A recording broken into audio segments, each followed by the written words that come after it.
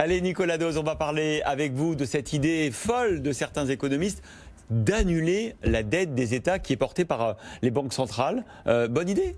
C'est très séduisant d'avoir, vous imaginez, un monde merveilleux où l'argent ne coûte rien, l'argent est gratuit.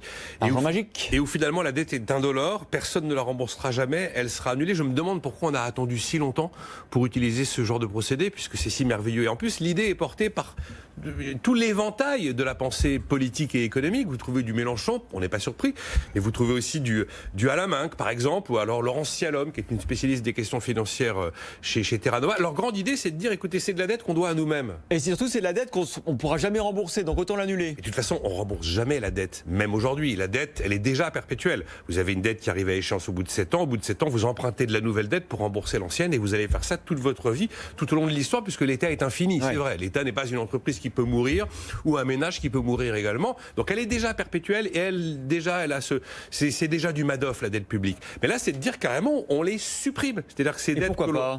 Eh ben pourquoi pas, c'est tellement extraordinaire. Oui, effectivement, on met la BCE dans le rouge, on met la BCE en capitaux propres négatifs, mais finalement, personne, il n'y a pas de créanciers qui vont réclamer le paiement de la dette. La BCE est détenue par les États de la zone euro, elle n'a pas le statut d'une banque ordinaire, elle peut vivre en territoire négatif en termes de fonds propres.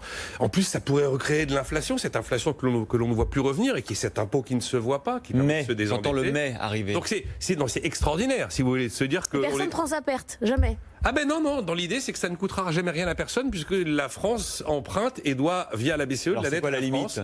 La limite, le problème, c'est qu'il y a forcément quand même quelqu'un au bout du bout. C'est-à-dire qu'effectivement, les États sont actionnaires de la Banque centrale, ce qui veut dire que si la Banque centrale décidait d'annuler les dettes, il y a un moment où les États qui sont actionnaires de la Banque centrale devront quand même recapitaliser la Banque centrale, donc ça leur coûterait de l'argent. Donc la dette d'aujourd'hui que vous annulez, vous amputez les dépenses utiles futures que vous pourriez imaginer dans l'éducation ou dans la santé. Ça peut rester avec des fonds négatifs, une banque centrale, non?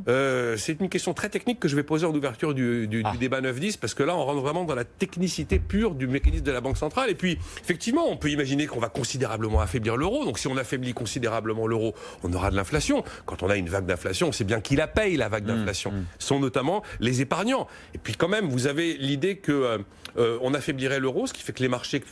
Il y a quand même 100% de notre dette ne va pas dans le bilan de la BCE. Il y en a qui partent en Californie, en Norvège.